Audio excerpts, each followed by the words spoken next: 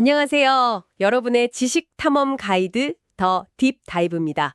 오늘은 우리 몸속 가장 근본적인 정보죠. 바로 DNA에 대한 이야기를 좀 해볼까 하는데요. 생명의 청사진이라고 불리는 이 DNA가 사실은 끊임없이 변화하고 또 공격받고 있다는 사실 아셨나요? 그리고 우리 세포들이 이 위협에 맞서서 어떻게 싸우고 복구하는지 그 아주 놀라운 내부 작전에 대해서 오늘 깊이 파헤쳐 보겠습니다. 오늘 저희가 참고할 자료는 유전학 교재, 그중에서도 핵심적인 부분인 15장입니다.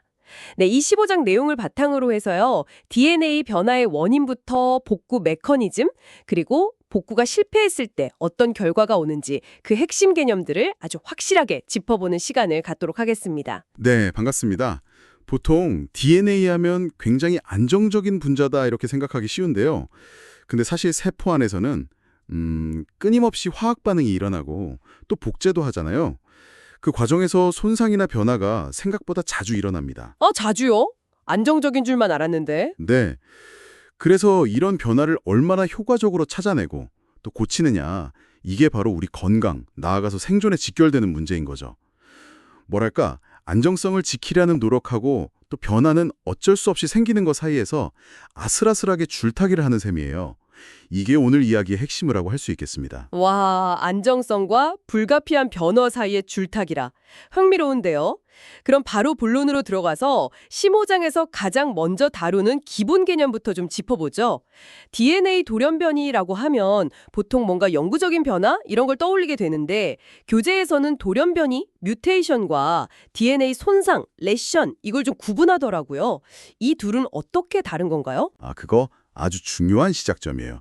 먼저 DNA 손상, 그러니까 병변이라고도 하는데 이건 말 그대로 DNA 구조 자체에 생긴 어떤 물리적, 화학적 문제예요. 문제요. 예를 들면요. 네, 뭐 염기 하나가 그냥 뚝 떨어져 나가거나 화학적으로 변형되거나 아니면 자외선 때문에 옆에 있는 염기랑 막 엉겨붙는다거나 심지어 DNA 가닥이 그냥 끊어지는 경우도 있고요. 이런 게 다 손상에 해당합니다. 구조에 문제가 생긴 상태군요. 그렇죠. 중요한 건 이건 아직 고칠 수 있는 상태일 수 있다는 거예요. 반면에 돌연변이, 뮤테이션은요. 이런 손상이 제대로 복구가 안 됐거나 아니면 DNA 복제 과정에서 실수가 생겨서 DNA 염기 서열 자체가 아예 영구적으로 바뀌어버린 걸 말합니다. 아하. 그럼 그러니까 손상이 먼저고 그게 안 고쳐지면 돌연변이가 되는 거군요. 네, 맞아요. 그러니까 손상은 아직 가능성이 열려있는 상태고 돌연변이는 뭐랄까 이미 결과가 딱 정해진 거죠. 그렇게 생각하시면 좀 쉬울 거예요.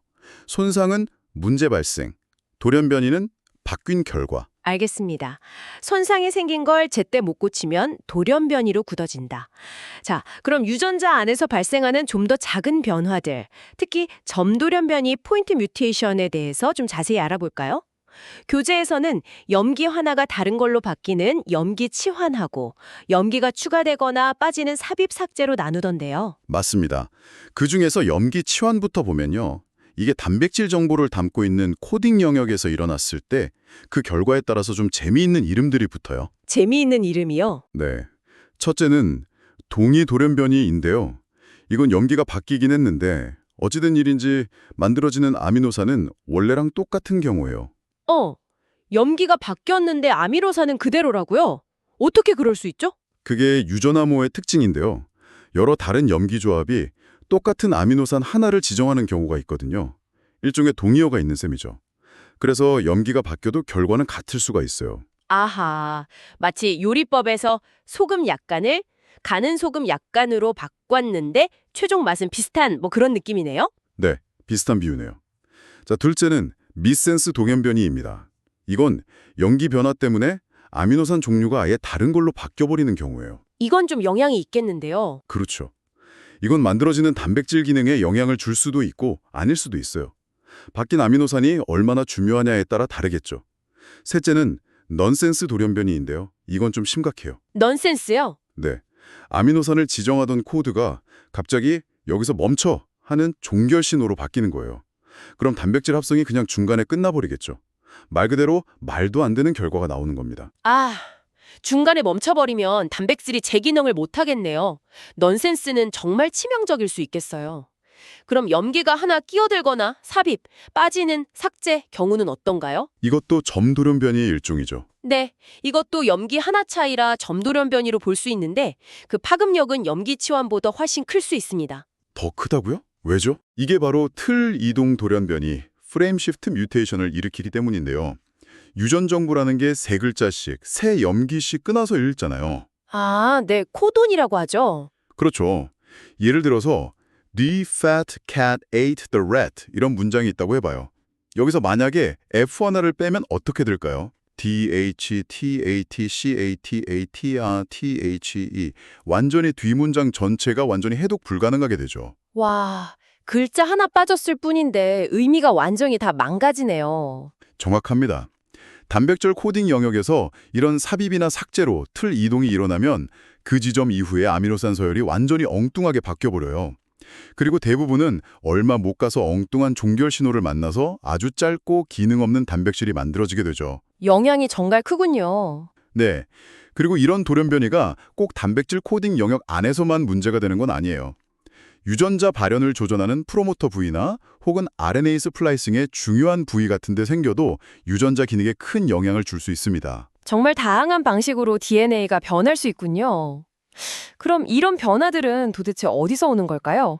교재에서는 크게 자발적 돌연변이 하고 유도 돌연변이 이렇게 나누던데 먼저 자발적인 것부터 설명해 주시죠. 네, 자발적 돌연변이, spontaneous mutations는 말 그대로 외부의 어떤 특별한 요인 없이 그냥 세포 내부의 정상적인 생명활동 과정 중에서 저절로 생기는 변화를 말합니다. 저절로요? 네, 가장 흔한 원인은 역시 DNA를 복제할 때 생기는 실수예요. DNA 중합 효소라는 효소가 엄청나게 빠른 속도로 수십억 개의 염기를 복제하는데 아무리 정교해도 실수가 없을 수는 없겠죠. 물론 자체적으로 교정하는 기능이 있긴 하지만 그게 100% 완벽하지는 않거든요. 하긴 그렇게 많은 걸 복사하다 보면 오타가 날 수도 있겠네요. 그렇죠. 또 다른 주요 원인은 DNA 염기 자체가 화학적으로 좀 불안정해서 저절로 변하는 경우예요.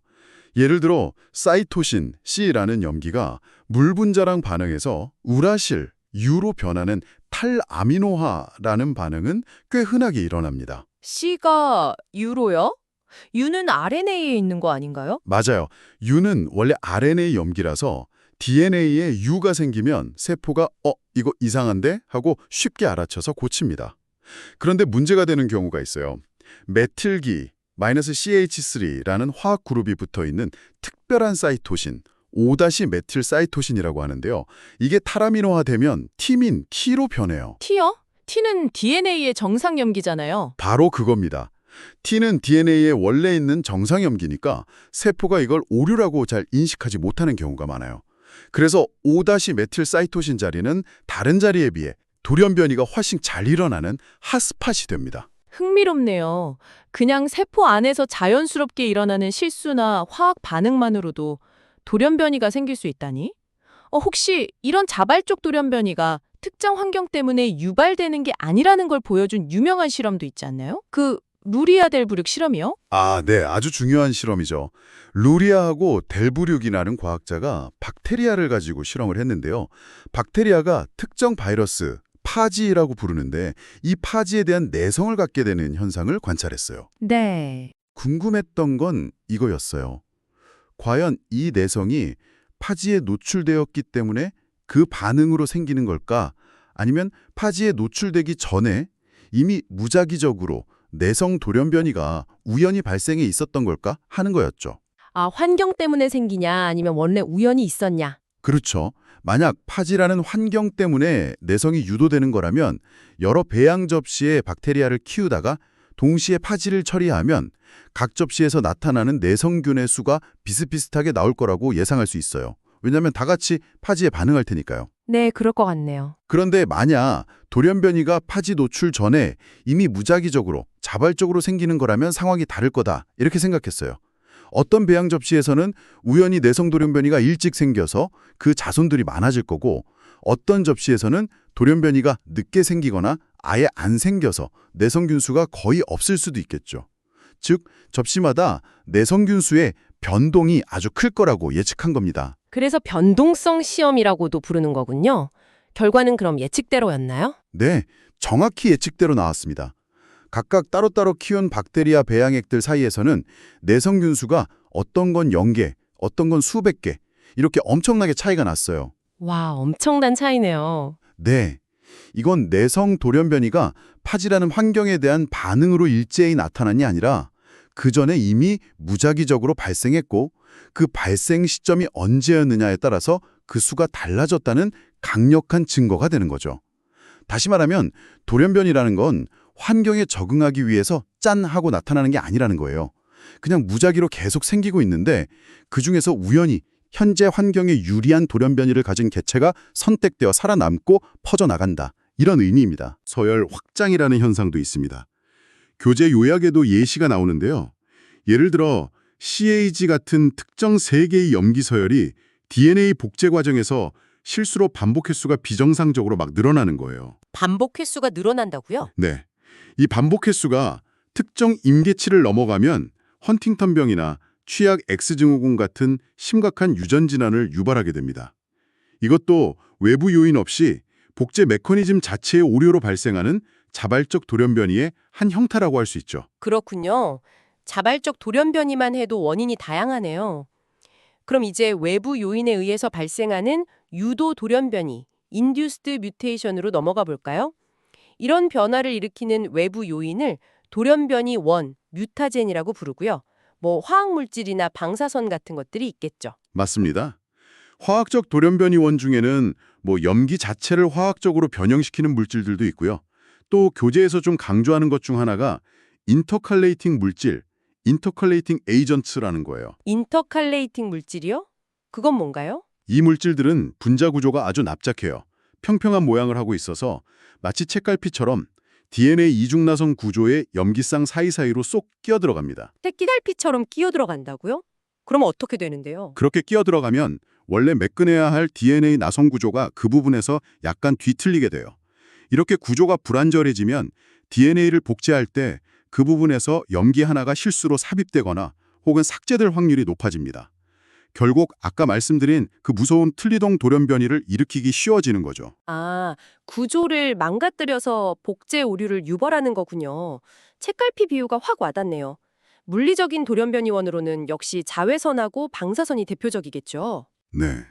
특히 햇빛 속에 있는 자외선 UV는 우리 피부세포 DNA에 영향을 많이 주는데요.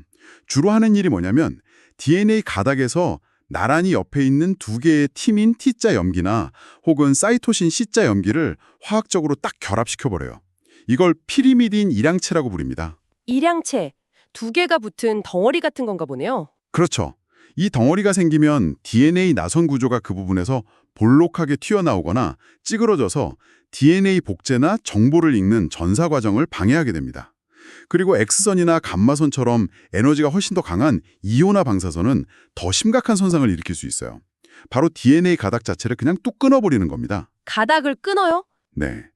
한 가닥만 끊어져도 문제지만 특히 두 가닥이 같은 위치 근처에서 모두 끊어지는 이중가닥 절단, 더블 스트랜드 브레이크, DSB는 염색체 자체가 두 동강 나는 거나 마찬가지라서 세포에게는 굉장히 치명적인 손상이에요. 여기서 또 흥미로운 점은 자외선은 주로 일양체를 만들고 이온화 방사선은 주로 가닥 절단을 일으키는 것처럼 각기 다른 종류의 돌연변이원이 DNA에 좀 특징적인 상처 자국을 남긴다는 겁니다. 아, 원인마다 남기는 흔적이 다르군요. 이렇게 DNA를 공격하는 요인들이 많은데 그럼 과학자들은 어떤 물질이 우리 DNA에 위험한 돌연변이를 일으킬지 이걸 어떻게 미리 알아낼 수 있을까요? 교재에 에임스 테스트라는 방법이 소개되어 있던데요. 네, 에임스 테스트는 어떤 화학물질이 돌연변이를 유발하는 능력, 즉 돌연변이원성이 있는지를 빠르고 비교적 간편하게 알아보는 아주 고전적이면서도 중요한 방법입니다. 어떻게 하는 건가요? 핵심 아이디어는 이거예요. 우선 특정 아미노산, 보통은 히스티딘을 스스로 만들지 못하게 유전자의 돌연변이가 생긴 특별한 박테리아 균주를 이용합니다. 이 박테리아는 당연히 히스티딘이 없는 배지에서는 살 수가 없겠죠? 그렇죠. 필수 아미노산을 못 만드니까요. 네, 이 박테리아를 히스티딘이 없는 배지에 쫙 깔아놓고 우리가 테스트하고 싶은 화학물질을 거기에 처리하는 거예요. 만약 이 화학물질이 돌연변이를 일으키는 능력이 있다면 이 박테리아에 망가진 히스티딘 합성 유전자에 또 다른 돌연변이를 일으켜서 우연히 그 기능이 회복되게 만들 수 있어요. 이걸 복귀 돌연변이라고 합니다. 아하, 그러니까 원래 히스티딘 못 만들던 애가 그 화학물질 때문에 다시 만들 수 있게 되는 돌연변이가 생기면 히스티딘 없는 배지에서도 살아남아 콜로니를 형성하겠군요. 바로 그거죠. 그래서 배지에 콜로니가 많이 생기면 생길수록 이 화학물질이 돌연변이를 잘 일으키는구나 이렇게 판단하는 겁니다. 간단하면서도 기발한데요? 교재 그림 보니까 간 추출물 같은 걸 넣던데 그건 왜 필요한 건가요? 그거 굉장히 예리하게 보셨네요. 어떤 화학물질들은 그 자체로는 돌연변이 유발 능력이 없거나 약한데 우리 몸에 들어와서 대사 과정을 거치면서 특히 간에서 처리되면서 오히려 더 강력한 돌연변이 유발 물질로 변하는 경우가 있어요. 몸속에서 더 나빠지는 경우도 있군요. 네, 그래서 에임스 테스트를 할 때 종종 쥐의간에서 추출한 효소액을 같이 넣어줍니다. 우리 몸속, 특히 간에서의 대사 과정을 시험관에서 모방하는 거죠. 그래야 우리 몸에 실제로 들어왔을 때 위험할 수 있는 잠재적인 돌연변이 원까지 찾아낼 수 있는 거예요. 와, 정말 철저하게 검사하는 거네요. 자, 이렇게 DNA가 끊임없이 손상될 위험에 처해 있다는 걸 알았는데 우리 세포가 그냥 속수무책으로 당하고만 있지는 않겠죠. 여기가 정말 흥미로워지는 지점인데요. 세포 안에는 이런 손상들을 수리하는 아주 정교한 복구팀들이 있다는 거죠. 맞습니다. 세포는 그냥 당하고만 있지 않아요. 마치 잘 갖춰진 연장통처럼 다양한 종류의 DNA 손상에 맞춰서 아주 특화된 여러 가지 복구 시스템들을 가지고 있습니다. 모든 손상을 한 가지 방식으로 고치는 게 아니에요. 오, 맞춤형 복구 시스템이군요. 그렇죠. 손상의 종류나 심각성에 따라서 각기 다른 도구를 꺼내서 쓰는 겁니다. 그렇군요. 어떤 도구들이 있는지 대표적인 것들 위주로 좀 살펴볼까요? 네, 가장 기본적인 것 중 하나는 염기 절제 복구, 베이스 익시전 리페어, BER이라는 시스템이에요. 이건 주로 아까 말씀드린 탈아미노화된 염기라던가 아니면 산화 손상처럼 비교적 작은 단일 염기의 화학적 변형을 처리하는 데 특화되어 있습니다. 작은 손상이요? 네, 비유하자면 문서에서 오타 하나 발견해서 지우개로 지우고 올바른 글자로 딱 고쳐 쓰는 것과 비슷해요. 특정 효소가 손상된 염기 하나만 쏙 인식해서 잘라내고 그 빈자리를 올바른 염기로 채워 넣는 방식이죠. 아주 정밀하게요. 오타 수정 반이네요. 그럼 아까 자외선 때문에 생긴 피리미딘 일양체처럼 좀 더 크고 DNA 구조 자체를 망가뜨리는 손상은 어떻게 하나요? 이건 오타 하나 수준이 아닌 것 같은데요? 네, 그런 좀 부피가 큰 손상, 구조를 왜곡시키는 손상은 뉴클레오타이드 절제 복구, NER이라는 다른 시스템이 맞습니다. 이름 그대로 염기가 아니라 뉴클레오타이드 단위로 잘라내는 복구죠. 뉴클레오타이드 단위로요? 네, BER이 손상된 염기 딱 하나만 도려낸다면 NER은 손상 부위를 포함해서 그 주변의 DNA 가닥 한 뼘 정도, 그러니까 수십 개 뉴클레오타이드를 통째로 잘라내버려요. 그리고 그 잘려나간 부분을 주용 가닥을 이용해서 새롭게 합성해서 메꿔 넣는 거죠. 이건 마치 문서에서 아예 잘못된 문장 전체를 블록 지정해서 삭제하고 새로 타이핑하는 것에 비유할 수 있겠네요. 와, 훨씬 더 과감하게 도려내는군요. 손상 부위 주변까지 넓게요. 확실하게 교체하는 방식이네요. 이 NER에도 여러 종류가 있나요? 네, 크게 두 가지 경로가 알려져 있어요.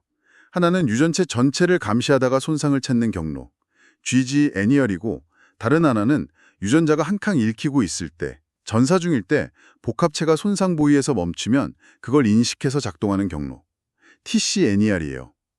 이 과정에는 DNA를 풀고, 자르고, 새로 만드는 여러 단백질들이 복합체를 이루어 작용하는데 예를 들어 TFIRH라는 전사인자 복합체가 DNA를 푸는데 아주 중요한 역할을 합니다. 복잡하네요. 자, 그럼 복제할 때 생기는 실수는 어떻게 바로잡나요? 아까 DNA 중합 효소가 자체 교정 기능이 있다고 해도 100%는 아니라고 하셨잖아요. 놓치는 것도 있을 텐데요. 바로 그럴 때 활약하는 게 미스매치 복구, 미스매치 리페어 시스템입니다. 이건 DNA 복제가 끝난 직후에 새로 만들어진 DNA 가닥을 쭉 훑어보면서 혹시 잘못 짝지어진 염기쌍, 즉 미스매치, 아니면 아주 작은 삽입삭제 오류가 남아있는지 최종적으로 검수하는 시스템이에요. 일종의 맞춤법 검사기 같은 거죠. 복제 후에 맞춤법 검사기라 이것도 중요하겠네요. 아주 중요하죠. 여기서 핵심은 원래 있던 주형 가닥하고 새로 만들어진 가닥을 정확히 구분해서 실수가 있는 새 가닥 쪽만 고쳐야 한다는 거예요. 엉뚱하게 원래 가닥을 고치면 안 되니까요. 잠깐만요. 어떻게 새 가닥인지 원래 가닥인지 알죠? 둘 다 그냥 DNA인데 표식이 있나요? 아, 그거요. 아주 중요한 질문입니다. 세포마다 방식이 조금 다른데요.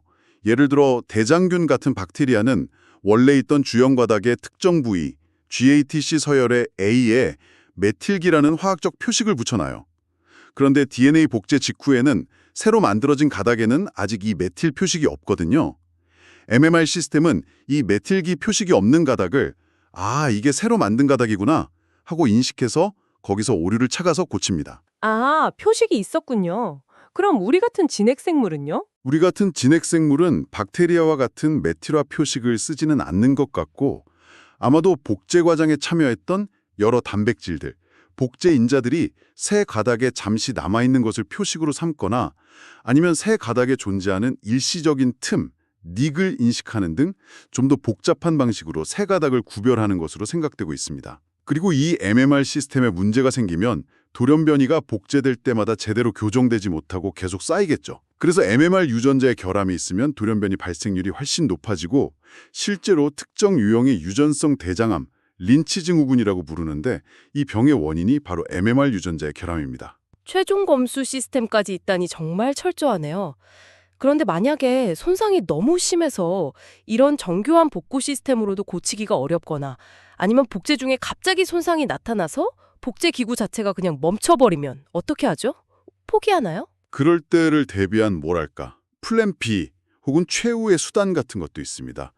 손상 통과 합성, TLS라고 부르는 건데요. 손상을 통과해서 합성한다. 이건 고치는 게 아닌가 보네요? 네, 맞아요. 이건 손상된 부분을 고치는 게 아니라 일단 손상을 무시하고 건너뛰어서 복제를 계속 진행시키는 방식입니다. 일반적인 DNA 복제 효소는 손상된 DNA 염기를 만나면 딱 멈춰버리거든요. 그런데 이 TLS에 관여하는 특별한 DNA 중합 효소들은 좀 무대포예요. 손상된 부위를 만나도 그냥 대충 아무 염기나 끼워 넣으면서 억지로 복제를 계속 진행시켜버립니다. 대충 아무거나요? 그럼 오류가 생기겠네요? 그렇죠. 당연히 오류 발생 확률이 높습니다. 정확성은 떨어져요. 하지만 DNA 복제 자체가 완전히 멈춰버려서 염색체가 끊어지거나 세포가 죽는 것보다는 일단 어떻게든 DNA 가닥을 완성시키는 게 더 낫다고 판단하는 거죠.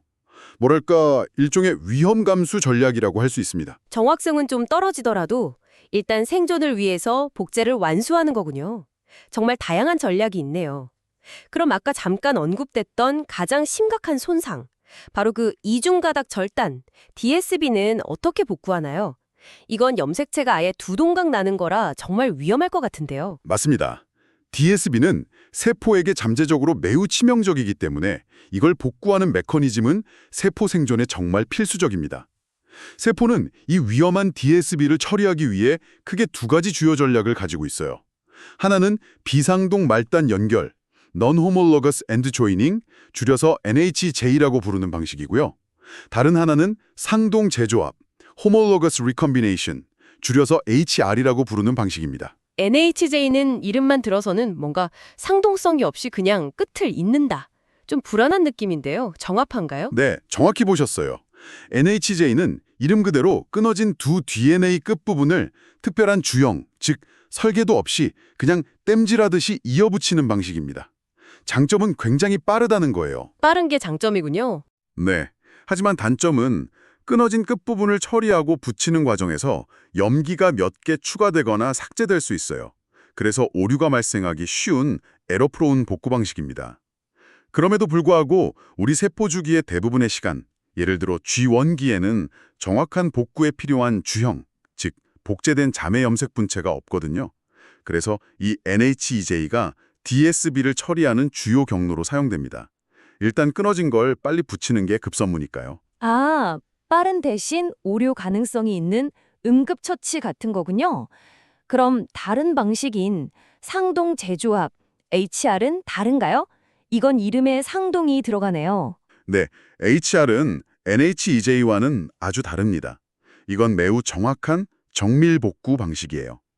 NHEJ가 설계도 없이 그냥 붙인다면 HR은 손상되지 않은 똑같은 DNA 서열, 주로 DNA 복제 후에 만들어진 자매 염색 분체나 혹은 부모로부터 물려받은 상동 염색체를 설계도 또는 주형, 템플릿으로 삼아서 끊어진 부분을 완벽하게 원본 그대로 복원합니다. 와, 옆에 있는 멀쩡한 복사본을 보고 그대로 베껴서 고치는 거네요. 훨씬 안전하고 정확하겠어요. 그렇죠. 그래서 HR은 정확도가 매우 높은 하이 피델리티 복구 방식입니다. 과정은 NHEJ보다 훨씬 복잡해요. 일단 끊어진 가닥의 끝부분이 좀 가공되고요. 말단 처리. 그 가공된 단일 가닥 끝이 멀쩡한 자매 염색 분체의 동일한 위치로 슬그머니 파고 들어가서 염기쌍을 형성해요.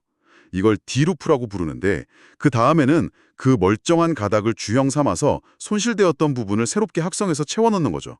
그리고 나면 복잡한 과정을 거쳐서 두 가닥이 다시 원래대로 분리되거나 SDSA 경로, 비교차형, 혹은 서로 교차된 상태로 마무리될 수도 있습니다. DSBR 경로, 교차형 가능. 와, 듣기만 해도 복잡한데요. 하지만 정확하다니 다행이네요. 네, 이 상동 재조합은 단순히 DNA 손상을 복구하는 중요한 역할뿐만 아니라 우리가 부모로부터 유전자를 물려받을 때 일어나는 감수분열 과정에서 염색체끼리 유전 정보를 교환해서 유전적 다양성을 만드는 데에도 핵심적인 역할을 합니다. 그러니까 복구와 재조합 두 가지 아주 중요한 기능을 수행하는 거죠. 요약하자면 세포는 DSB라는 아주 치명적인 손상에 대해서 상황에 따라 빠르지만 부정확할 수 있는 NHEJ 카드와 좀 느리지만 아주 정확한 HR이라는 카드를 적절히 사용하는 셈입니다. 정말 놀랍도록 정교하고 또 상황에 맞는 전략까지 갖춘 시스템이네요. 자, 이제 거의 마무리할 시간인데요. 마지막으로 이 모든 DNA 손상, 돌연변이, 그리고 이 복구 과정의 실패가 결국 우리 건강, 특히 암과 어떻게 연결되는지 한번 짚어봐야 할 것 같습니다. 교재 요약에서도 레스 단백질 돌연변이와 암의 연관성을 언급하고 있고요. 네, 암이라는 병의 가장 근본적인 원인은 결국 유전자, 즉 DNA 서열의 변화, 돌연변이가 계속 쌓이는 것입니다.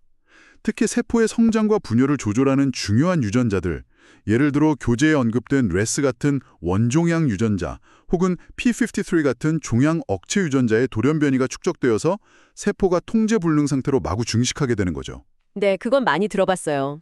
그런데 여기서 오늘 이야기와 관련해서 매우 중요한 포인트가 있어요.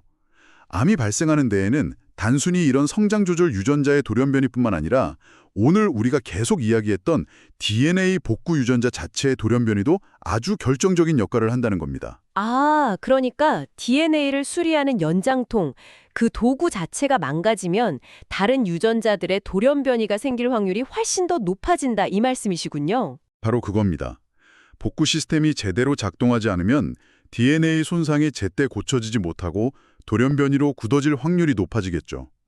그러면 성장 조절 유전자를 포함한 다른 중요한 유전자들의 돌연변이가 쌓일 가능성도 훨씬 커지는 거예요. 악순환이 시작되는 거죠. 악순환이네요, 정말. 네.